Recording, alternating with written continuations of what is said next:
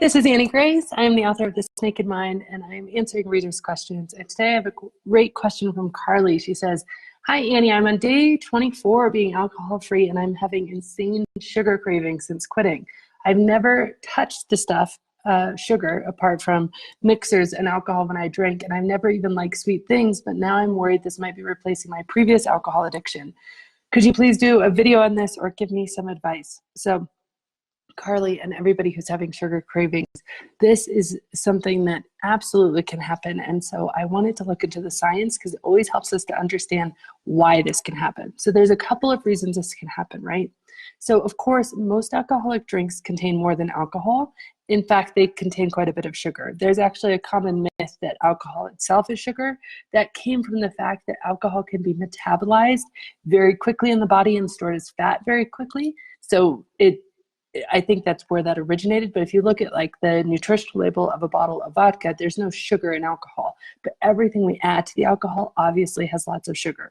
So your brain is accustomed to the sugar rush a little bit, and that will create an intense craving for sugar. Now, Carly, I don't think this is true in your case. I think you probably haven't had a lot of sugar in your drinks. You're probably drinking things that didn't have a lot of sugar. But here's the other reason that alcohol creates such intense sugar cravings, and that's because of the dopamine response in the brain. So when the brain perceives something as important to survival, it produces a chemical response called dopamine. And dopamine is also called the learning molecule because it's signaled when the brain wants us to repeat a behavior or learn. So it's used for reinforcement. A really good example of this is how sex is vital for the survival of the species, and sex produces really high levels of dopamine in the brain. And addictive substances cause the brain to flood with dopamine. So this is true for alcohol and for sugar, which is also addictive. And so the dopamine is triggered by the substance rather than something important for survival, but that flood of dopamine tricks our brain into believing that the substance is vital for survival. And so you can think about it like, because the flood of dopamine, your brain is learning that alcohol is important for your very survival, and your brain is learning every time you drink to drink again. So no wonder alcohol is so addictive. Now, sugar has this same effect, and eating sugar produces huge levels of dopamine. In fact, there's been some studies that say that the brain can react in a similar way to sugar as to substances like cocaine and heroin. And again, this is for survival. Sugar is incredibly calorie dense, and it's an immediate source of energy. So if you're trying not to starve, this is a good thing. But today, it's not necessary, and it leads to a complete overconsumption of sugar. So when you take a break from alcohol, the loss of the dopamine response causes the brain to seek out high levels of dopamine in other forms until the brain rebalances and gets used to the lower level of dopamine, because your body has been thrown way out of homeostasis by constantly having this influx of dopamine in the brain. It just needs time to rebalance. So sugar is one of the most readily available and like really acceptable substitutes. So that's a big reason why you have those sugar cravings in, early time when you are alcohol free. But you might also have something else going on, and that is you could be using alcohol as like a treat or a reward. So if you said things when you were drinking, like I had a hard day, I need a drink to relax, you probably are associating alcohol with some sort of treat. But since you're not drinking right now, your brain is searching for another way to get that treat or reward. And again, a very common way to do that is with sugar. So you might think you're craving sugar when you really want is just some sort of treat or reward, like maybe a night out with friends or a movie or a massage. It could give you the same feeling of treat without all that sugar.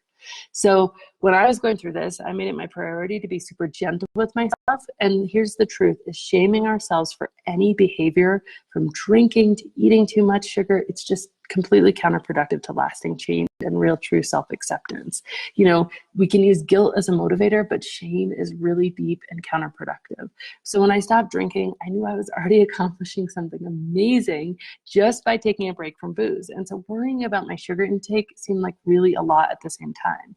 And when I was drinking regularly, I was consuming like almost 2 bottles of wine a day, which is, close to or over 1,000 calories a day. So I was so happy, I was so proud of myself that I consciously allowed myself to indulge in other areas. And I even kept gummy bears on hand for those times when I just needed another boost.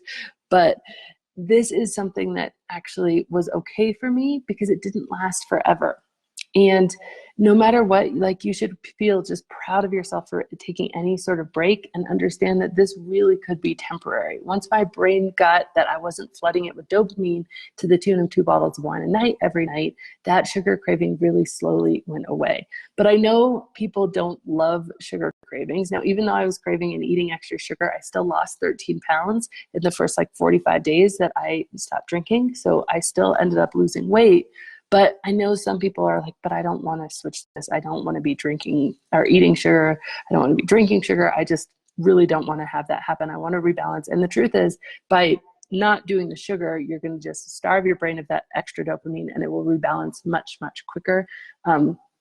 So there is a benefit to that. But I do preach, like, be gentle with yourself, because often we have this thing where, okay, I've decided to take a break from alcohol. Now I'm going to start running 5 miles a day. I'm going to pick up yoga. I'm going to go get a doctorate, and I'm going to, do all of these things at once. And that's just how the brain works. We think, okay, we're doing one thing we want to do, so might as well do everything. And that's just very natural, but it can be counterproductive. So I always say, take it slow, be super proud of yourself for the one thing you're doing with alcohol, and be gentle in other areas. However, if you don't want to crave sugar as much and you don't want to grow that root, here are a few ways that really help to keep those sugar cravings at bay.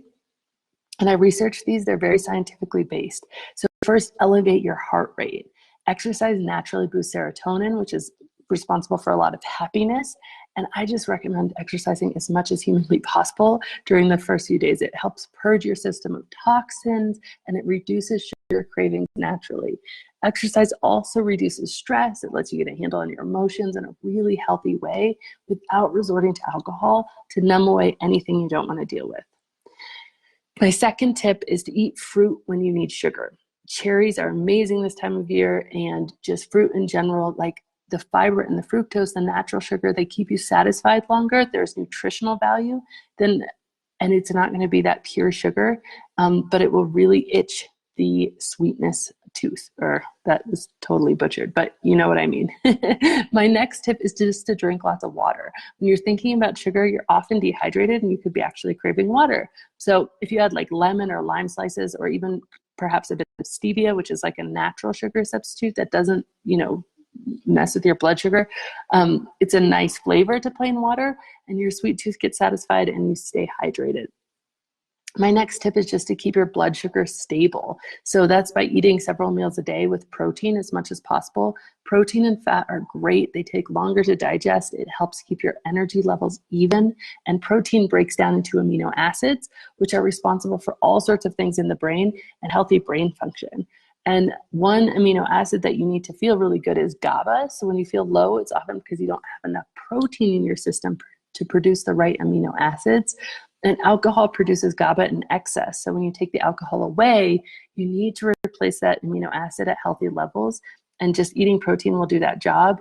And it will really directly correlate with your sugar cravings.